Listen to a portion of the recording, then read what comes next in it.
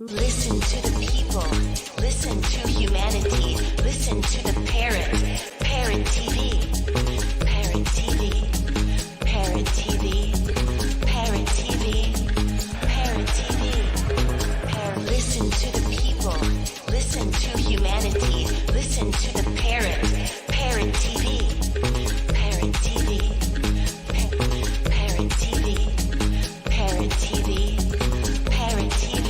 Listen to the people. Listen to humanity. Listen to the parrot. Parrot TV. Parrot TV.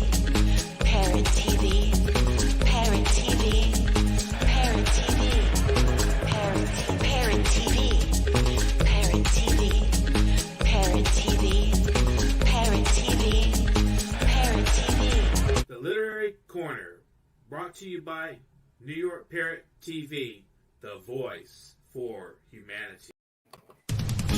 Hi, I am Dustin Pickering from Parrot Literary Corner. You know me, your noble and honest host, and I've got exciting news for you. Last anthology, Series 1, The Literary Parrot, did such a great job. We wanted to continue to provide this community service to our viewers and to our contributors to the program. So please get up and get a copy immediately.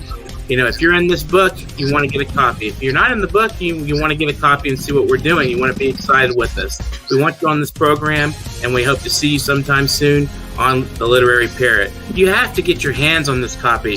It's amazing. It's an absolutely beautiful anthology meant just for you.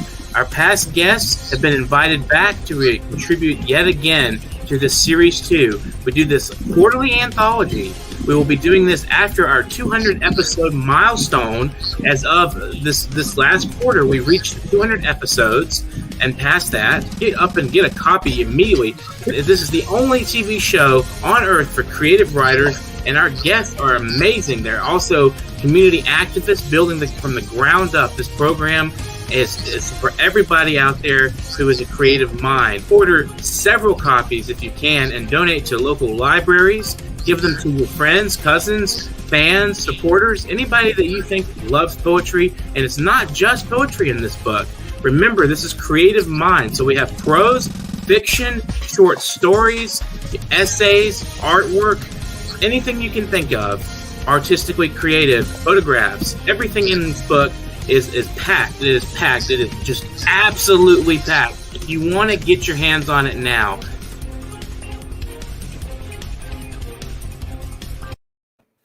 hey there, guys. Welcome to Parrot Literary Corner. I'm Dustin Pickering, your noble and honest host. Today we have an episode 228. That's quite a milestone there. We have Richard Lamoureux. Richard Lamoureux lives in beautiful British Columbia, Canada, on the shores of Lake Okanagan. He is passionate about writing and connecting with people. His first published book, Dummy, Helpful, and Healing Words, is now in second print and continues to be well received. Through writing it, he experienced healing and have had amazing interactions with others who are on their own healing journeys. He writes about social issues, and many of his poems deal with human rights. His goal is to have poetry be appreciated by both poets and non-poets alike. He enjoys being physically active and has worked in communications, banking, human resources, and the financial side of the luxury automotive market. While working, he also enjoyed his association with Kelowna Gospel Mission.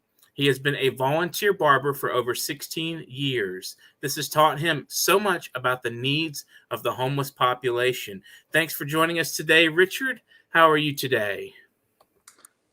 Well, I'm great, Dustin. It kind of feels like I know you, even though I've only kind of watched your shows. So it's kind of nice to be able to talk with you in person. Excellent. I'm really excited about what we can learn from each other. So tell me a little bit. You approach poetry as a healing. What brought you to that aesthetic or to that value system of poetry writing as a healing journey? When I was a little kid, I failed grade 3 and then I failed grade 6. And then I finally had a teacher that took an interest in me when I was in grade 6 for the second time. And the teacher basically said, he says, "You're a smart kid." He says, "I don't know why you're not doing well." So what he did was he said, "I'm going to let you work at your own pace. and I'm not going to, put you under pressure, but I just want you to do the work. And long story short, just having somebody that was interested in me and seeing more in me than what my family did kind of sparked me. And then at that point, I actually started writing. One of the first things that he had me do was to recite a poem, and it was by Lord Byron. It was called The Destruction of Sennacherib. And even all these years later, I still remember that poem. And getting up in front of the class and having to say it out loud was a really scary experience, but it actually got me excited about poetry and imagery and just writing in general. So that was a very positive experience. Well, that's interesting you say that. Do you think there's a relationship between the kind of anxiety that you felt in front of an audience reading, as that maybe it was a kind of an introduction to you to poetry? Did you think that anxiety may have transformed into excitement somehow? Yes, I think that still when it comes to reciting, my wife says that I'm better at connecting with the emotion when I'm writing more so than when I'm actually reading the poetry. So I think it's good to have a certain amount of nervousness. I think it kind of gets you, it sparks you and makes you more alive when you're doing it. So I think that anxiety, I've heard it said that people believe that if you, dying is sometimes not as bad as having to get up in front of a bunch of people and talk. I've heard that. So it seems to get easier as time goes on. I used to be involved in the Inspired Word Cafe here in Kelowna, where I live. And that was kind of my first introduction after being a kid, getting up and having to speak in front of an audience. And when you're reading your own stuff, you're quite vulnerable. And it's almost like you're presenting one of your children. So it's a very personal experience. So to show that to somebody is certainly challenging.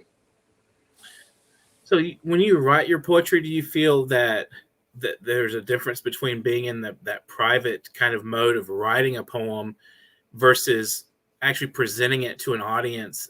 What differences do you recognize between the act of writing in your private space versus being in public and presenting a poem or reading a poem out loud? Yeah, I think when you're, like for me, I tend to get up early in the morning, so I do most of my writing at between 5 and 7 o'clock in the morning. So when you write a poem and when you present that poem on a venue, say Facebook or some other venue, when somebody else reads that poetry, it becomes theirs because they're experiencing it from their own lens and their own experiences.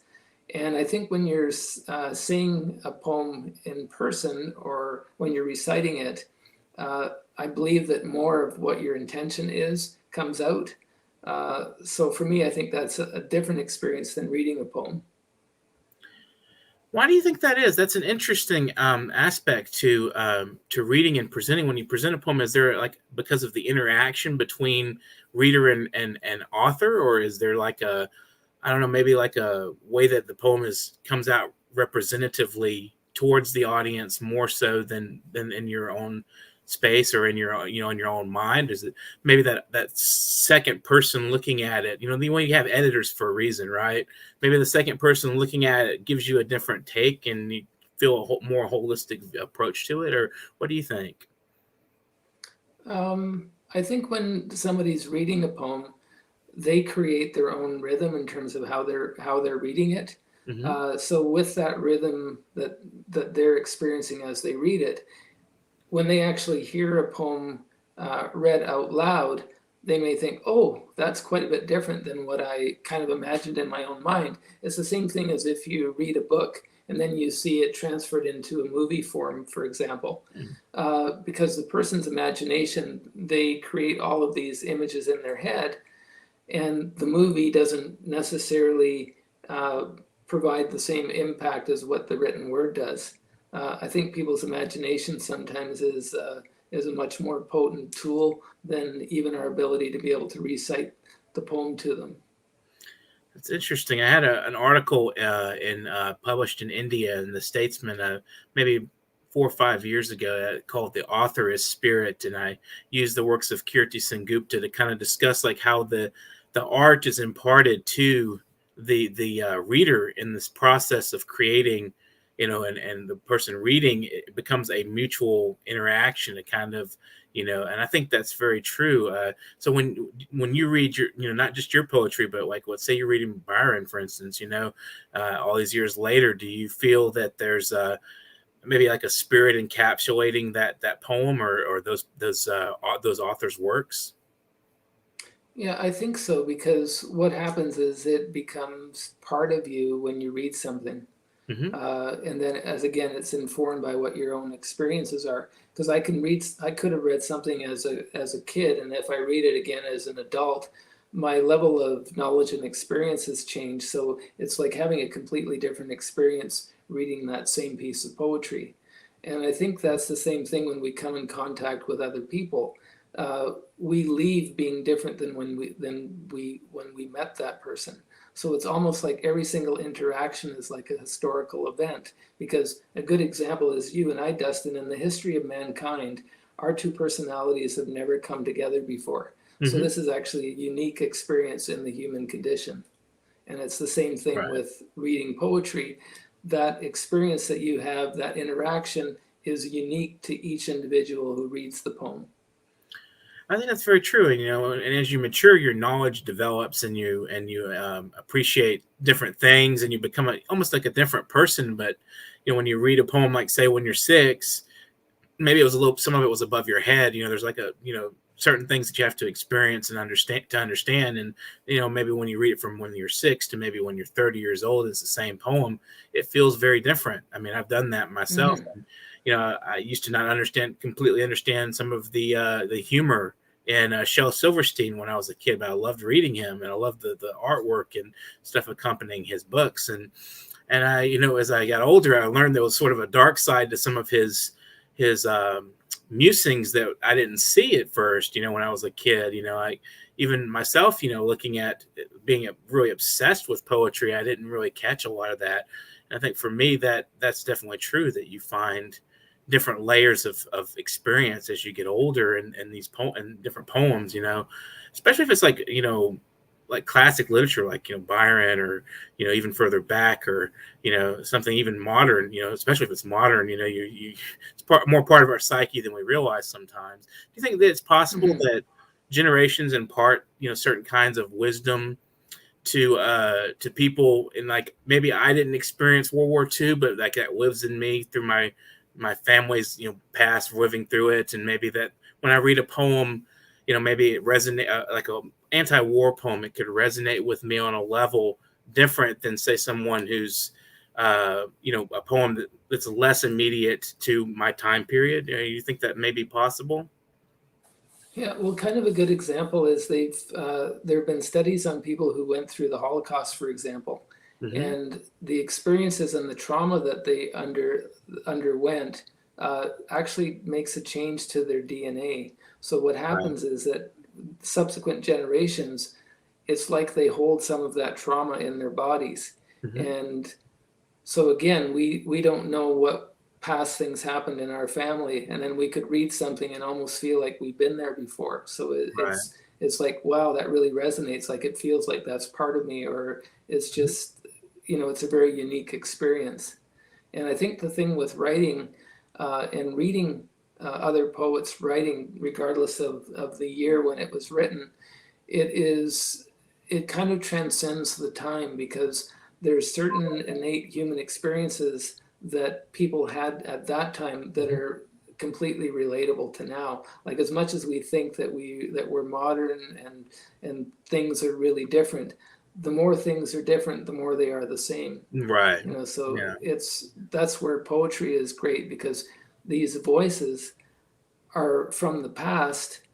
They still are resonating and echoing throughout history. As long as somebody takes the time to read it, then that person, it's almost like it brings that person back to life. Hmm. That's an interesting way of looking at it, and I think that you mentioned like we can be grounded in as beings within a reality that we all experience across time. I think at the same time, there's certain things like it's almost like I used to say the stage stays the same, but the props change and the actors change from generation to generation. I mean, we faced a lot of the same kinds of things that now, even though we feel very different about how life is now with COVID and all the different crises we're facing. I mean, there was a period in time when this was going on not that long ago, and with the Spanish flu and those kinds of things going on. A lot of the same debates probably took place. I don't know for a fact, but I know that there was a lot of discussion back then of whether or not they could be that they could have enforced mandates on the vaccines and things like that. So I think that there's a lot that stays the same, but and a lot that changes. But as you mentioned, poetry is like it's a universal approach. It's like you can have a person speaking in poetry that is not of the time that you're living in, but they're saying something. I mean, like for instance, The Last Duchess by Robert Browning. You read that poem and it's like, the envy and the fear and all that's in there that's embedded in that poem is very real to me as a person who's experienced those kinds of, jealousies and things like that. But, it's a very different time period. So it can be human and relate to the human condition without necessarily being like, we're not talking about the president. We're talking about a duke and his relationship with his quote unquote last duchess. And it's a very interesting way of relating to over time. I mean, you can get inside someone's brain from like 1800s, 1700s, whenever when you're reading a book. Do you have any books that captivate you, like really just hit you strong from the past, from like way back? I mean, like I don't know, Boccaccio or something like something like that far back in the time. That when you read the book, it just captivates you and you feel like you're just present in that moment. Interestingly, one of the first books that I remember reading when I was younger was Stephen King's The Stand. Mm-hmm. And it's interesting all the parallels that there are with the current pandemic. Mm-hmm. And another thing is I got into a series called, it was the original one was The Gunslinger. I don't know if you've read much of Stephen King or not. I know the series, and I did read The Stand when I was about 16, 15. I read that as well. So I remember, that's definitely a strong one. Yeah. So for me, that was one of the ones that kind of resonated, especially when I was my younger mind, because I appreciated his imagination. And then he came up with the Bachman books, and then the Bachman books were his attempt to see if he would still be a popular author if he was unknown. And then those books took off as well. But the thing that I find fascinating is how he creates threads. Each of his books, there's a thread that connects it to the next one. So I quite enjoyed that whole genre, I guess. That's interesting. Stephen King is he is captivating, and he has a way of his imagination is really twisted sometimes, and it can just really bring you into a completely surreal experience reading his work. I've read quite a few of his novels when I was young, and I haven't read them in a long time. What do you think makes for a popular author? As far as is there a characteristic? Is it a strong imagination? Why do people certain people imagination and being able to create images in a person's mind, and then also you were mentioning earlier about dark poetry. There's something about the shadows that makes something interesting. So let's say you have a painting of a beautiful painting of a sunny day, and you could look at that painting but very quickly you would get bored of it. But let's say you had a painting and there was some mist and you couldn't quite see what was beyond the mist.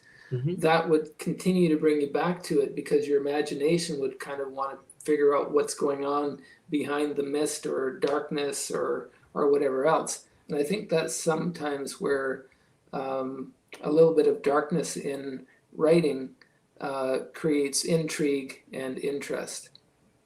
I think it's true. The unknown, the unfathomable, the stuff that's beyond being just general representation as we know it tends to captivate people's imagination. I'm thinking, one of the Stephen King books I read as a kid, I remember I'm trying to think of the name of it, Rose Madder, and that started off, if I remember, it started off with this woman's, fascination with the painting, and the painting became real in some ways. And I know that it's kind of like like a legend that a lot of times that how art can become life, or life can be transformed into art. So I think that's very true, that you have people that are able to bring to life their art. And do you have any idea how that works in your own imagination? Do you think that there's a tactic or a technique, or is it just something, some people have a gift and they're able to strike you? I think it's a skill that can be developed like anything else. I think as a writer, the more you write, the more you tend to capture or delve into that creative field. I think I mentioned on one of your other shows that for me, I kind of imagine it like a river, and you have access to the stream. So some of the pieces that I've written that I'm most proud of are the ones that just literally flowed out of me. And then there's other ones that I've had to really work at, which you have a different appreciation for. But there certainly is something. To me, there's a creative energy that all of us as human beings we have access to, but some people don't allow themselves to step into the stream, so to speak, or they'll say, hey, I can't draw, or I can't write, but the reality is, I think all of us human beings, as an innate part of our being, we are creative beings. I think it's very true. I mean, even in creative work, it doesn't necessarily have to be limited to artistic pursuits. I mean, creative could be repairing a car and, putting your own stamp on that. Or, I read about a story where a guy that, made doors, that he'd sometimes put a special mark on the door that branded it as his own, and made it his own space or his own thing. And I thought that was interesting that, everybody, I think, does have a desire to express themselves. I mean, and their energies that are within them, and there's definitely a creative capacity in all of us to want to express something in some unique formulation. I think it's true. I totally agree with you. So, have you in your interactions in your various different roles you've played professionally? We mentioned those in the bio. When you learn more about people, does that factor into your work and how you learn to through different people in your interactions to how you can relate to them in different ways through your poetry? Does that ever work into your work at all? Yes, I just think interactions with people in general, because you never know what's going to bring you inspiration. And for me, I tend to, I've said to my wife that I feel like I've lived hundreds of lives, because whenever you're writing, you're putting yourself into somebody else's shoes, and then the story comes out of you, and you have to kind of take on the persona.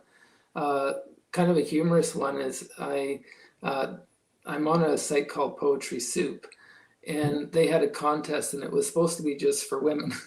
So what I did was I took on the persona of a woman, and I wrote this poem, and I entered it in the contest, and I think I ended up winning second place or something on it.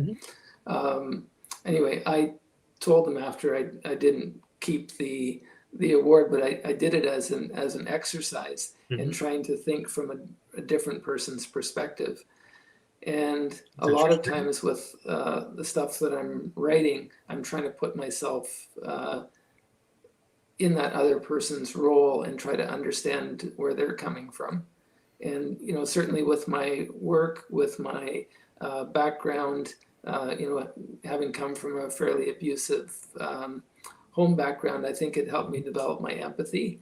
And as a result, I think that's a gift that I got as a result of that background.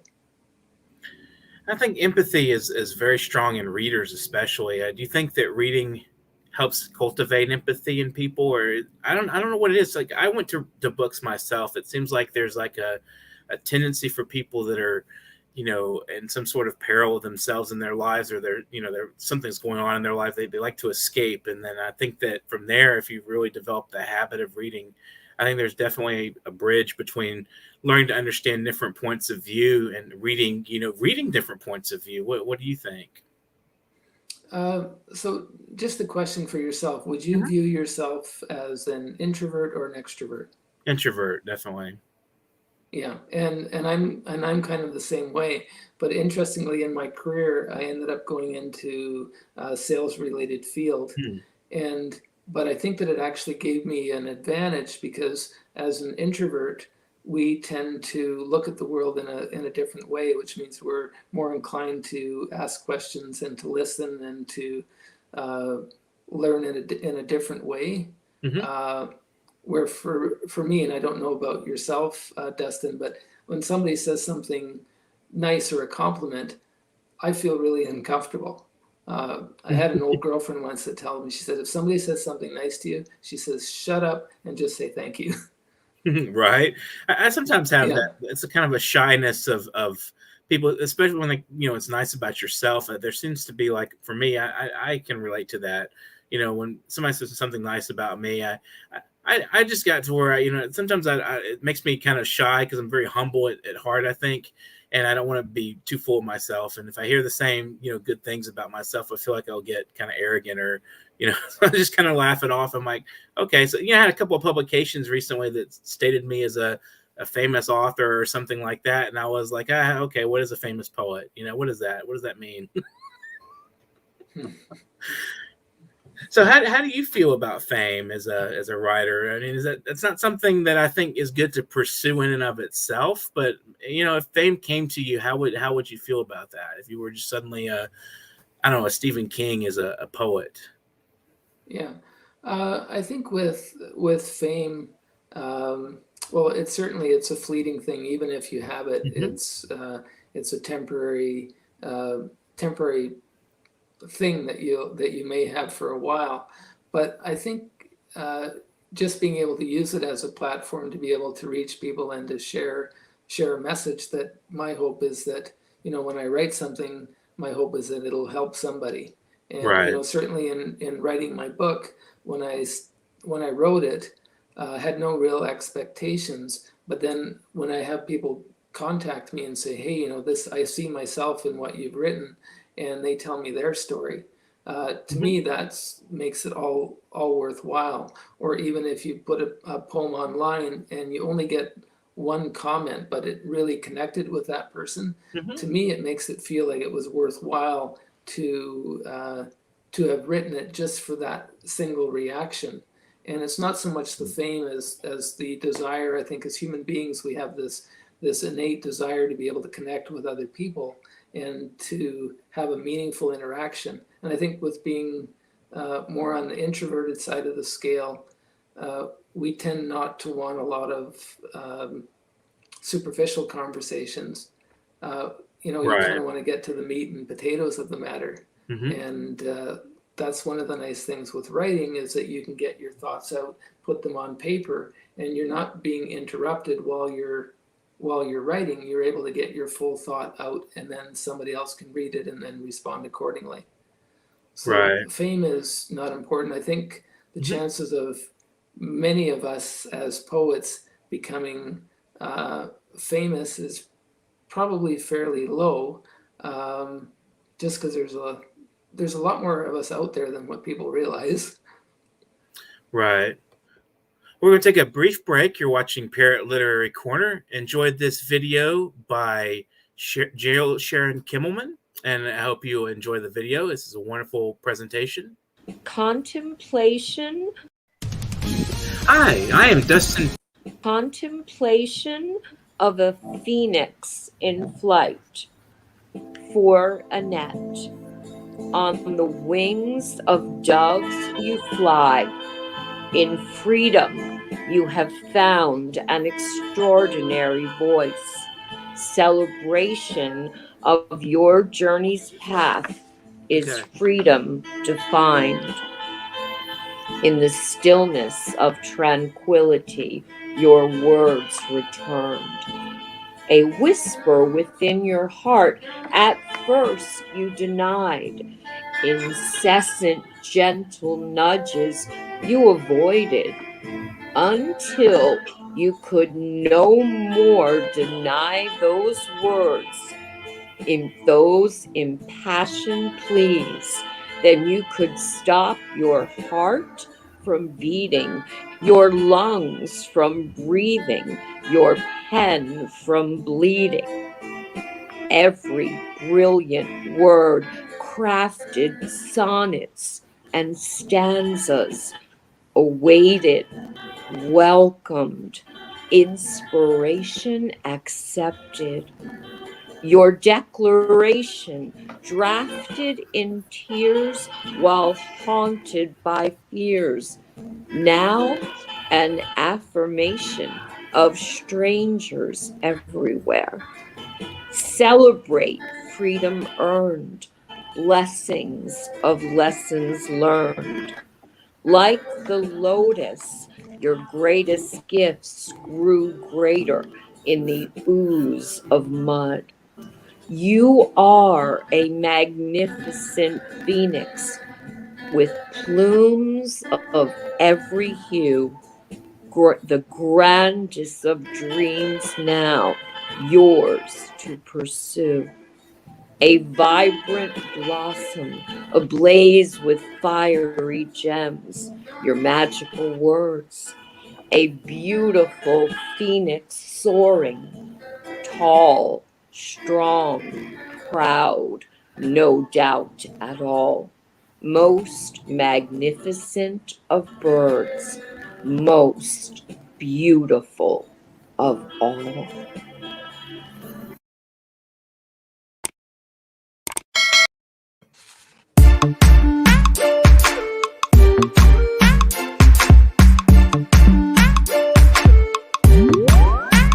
Katoto ni pisikali, nikikaona nafasi samizuka.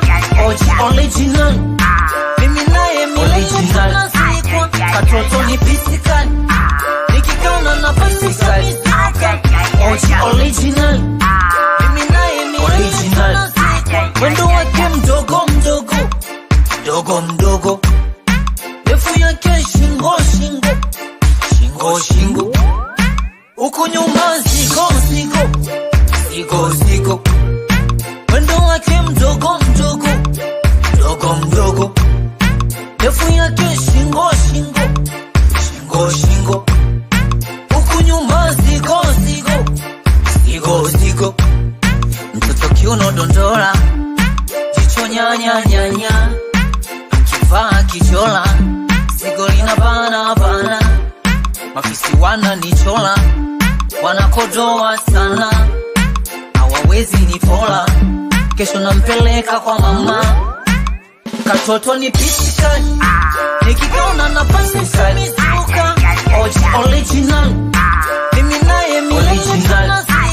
Katoto ni pisikali, nikikaona nafasi samizuka. Oji original, mimi naye original.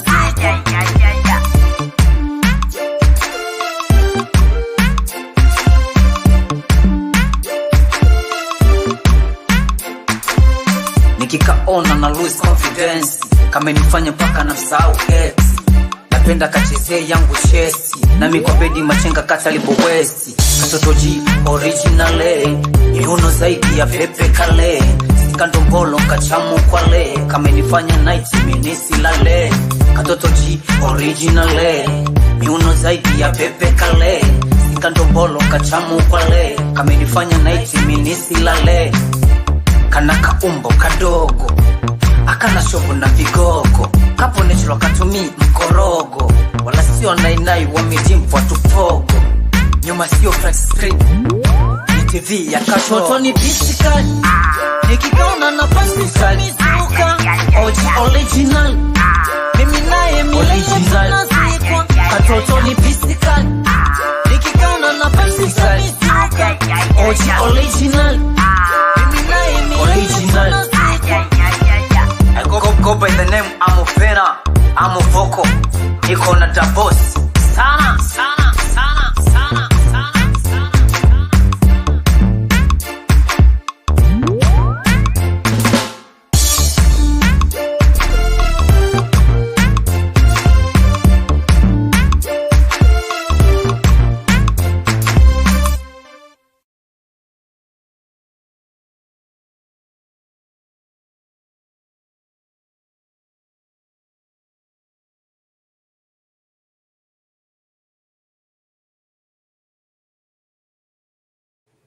Welcome back to Parrot's Literary Corner. We have Richard Lamoureux today.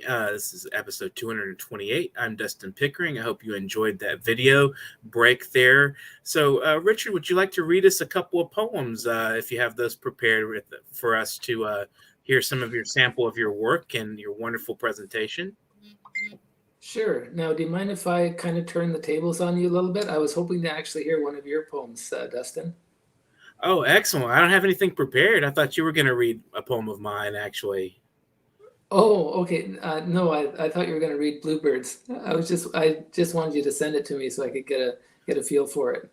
Well, if you have one to read, I'll pull that up. Actually, I can get it off of the online here. I can get it, and if you want to, maybe you can read a poem yourself, or we can do a. Yeah, I can do that for sure. Okay. While you're doing that, I will get on here and find that poem for a second. So I'm gonna put you on as full screen and let you read, and then I'll come right back. Go ahead. So the first poem I'm going to read is called Shattering Rose-Colored Glasses. And I wrote this one for an art installation at University of British Columbia. So anyway, here goes. Shattering Rose-Colored Glasses. Uncomplicated me. I thought I was colorblind, free-thinking and kind, with an evolved mind, loving and accepting of the ones I find. Yet my blindness is that of privilege. I'm just a visitor in the global village. From my narrow, thin mind, there is too much spillage. Although so many are forced from their homes, my life seems carefree. I'm deaf to the groans. Brown women wearing veils that can't protect them from stones. I live in a whitewashed place. No freedom marches for men of a different race. Yet if I look back and trace, there are darker stories to face. We all took part in shameful things. Yes, we share in the disgrace. Highways of tears, rivers of shame. There's always someone else to blame. Residential schools, each child got a new name. They were forced to forget the place from where they came. Prisons filled with black and red-skinned men. They can't forget this now or that then. Promises and promises, but who, how, and when? Or will their children have to live it all over again? So yes, no longer colorblind. With the opening of my mind, I let color seep in. Starting somewhere different, today I begin because I know it shouldn't be just the privileged who win. Well, that's very much what would be called a social justice poem. It's interesting, and I love the rhythm. It's captivating, and I enjoyed listening to you read that. Thank you so much. And the message is very strong and powerful. So I think that we can relate to that in this current world we're living in, and the history that have imparted through the generations. So I'm going to read Bluebirds now, and I'll let you give your commentary on the poem. This is from my book, The Stone in the Square, which was just released earlier this year from Hawako Publishers Limited Concern in India. It's called Bluebirds. And though I've waited for these crimson years, bluebirds are flying from your eyes into the trapeze of fear. A human world is built on longing. Satisfaction is a sphere divine, like an eye orb, stoical yet serene, clutching what it perceives. I write a sonnet to your breath. While you sleep, I float awkwardly to your lips. Psyche of suffering torn by lot, my candle is ashen by the hour's end. That's called Bluebirds. That's from my book, again, from Stone in the Square. That was written about what I would term a romance scammer who I was involved with. And it ended up becoming a disastrous affair involving a lot of heartbreak in the end. But I'm doing okay. That was, I found that out actually just earlier this month. So I wanted to give some context to that. I wrote that under the spell of being in love with this person who didn't exist.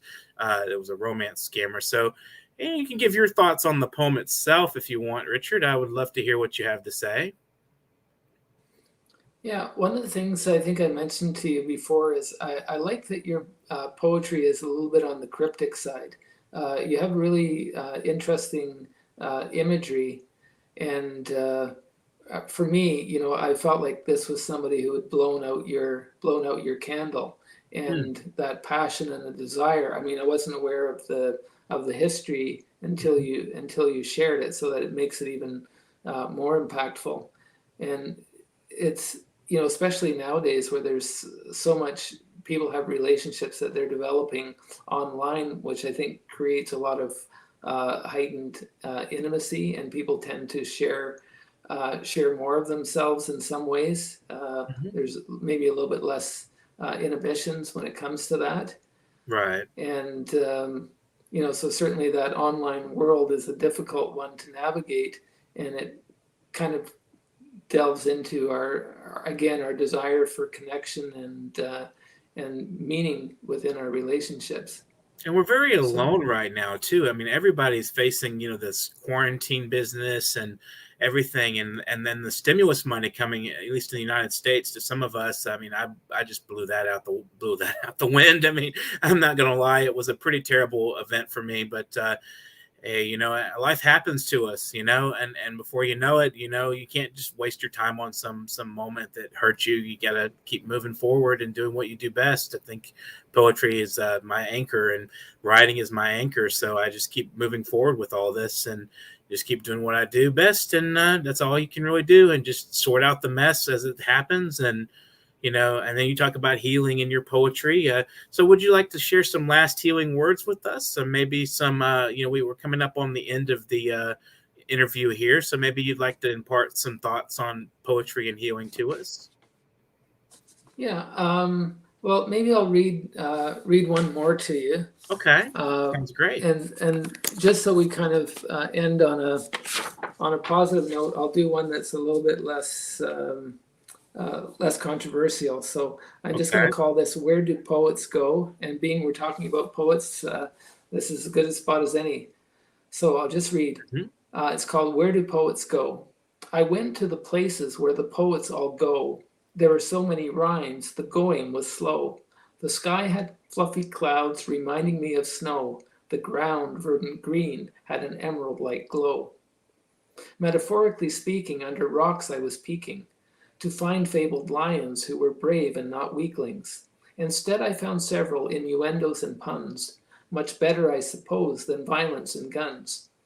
Some places were tidy, conforming and glad. Other doorways were darkened, still good triumphed over bad. There were sunsets and storms, silver linings and things, knights on white horses, clever dragons with wings.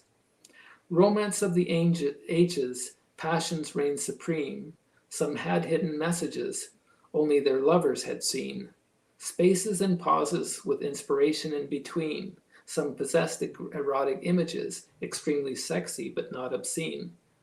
So many places I ventured, some far and some near. Poets traveling on thoughts, moonbeams and tears. I listened intently so that I might hear gifts of imagination, the wisdom of years. Nothing is impossible when expressed with a pen.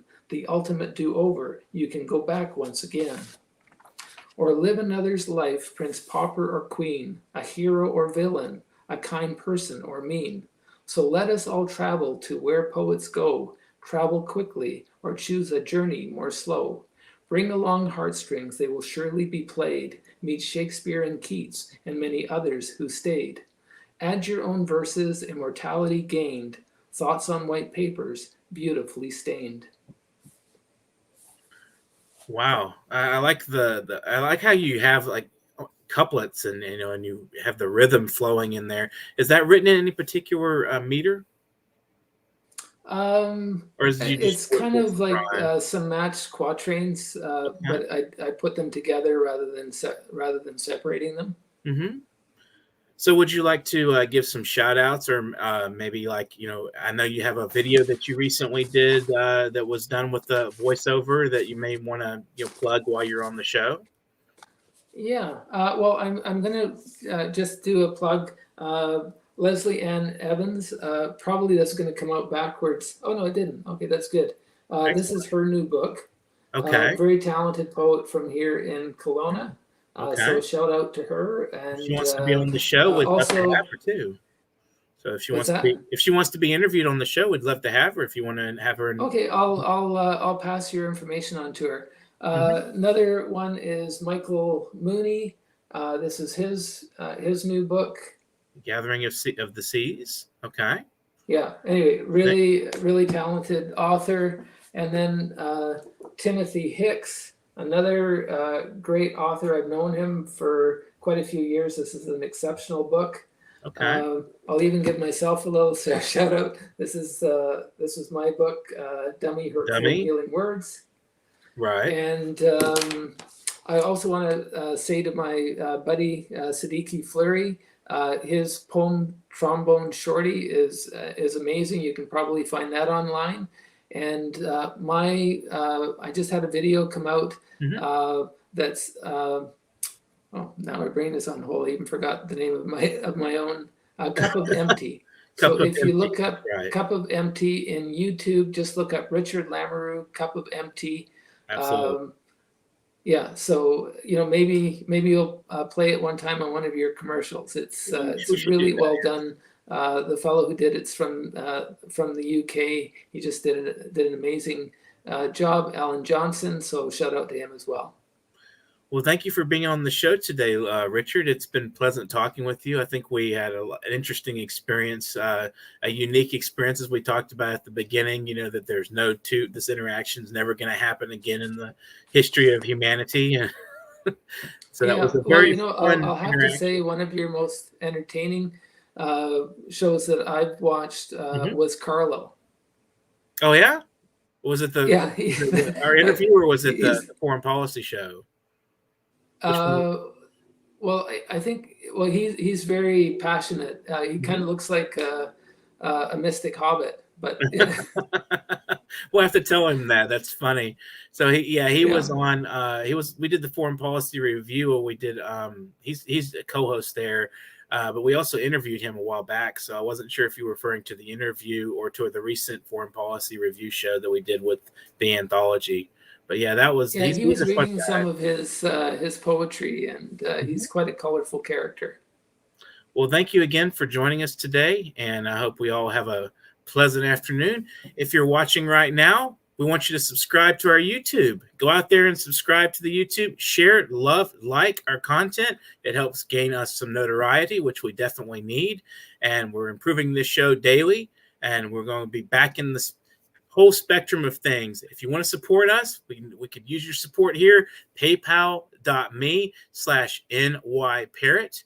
And if you want to be on the show, or if you know someone who's a creative mind who would like to be on the program, we also have that available for anybody just to get in touch with me, Dustin Pickering, at New York Parrot, which will be my email will be literarycorner@newyorkparrot.com. Just to repeat that real quick, literarycorner@newyorkparrot.com. And that's all one phrase with the A, the nice little circle A there that we use for our @ don't put @ that wouldn't work. Just put the A. But anyway, thank you so much, Richard, again. And thanks to our viewers. We love you, everything you do. You guys are wonderful and excellent in your viewership.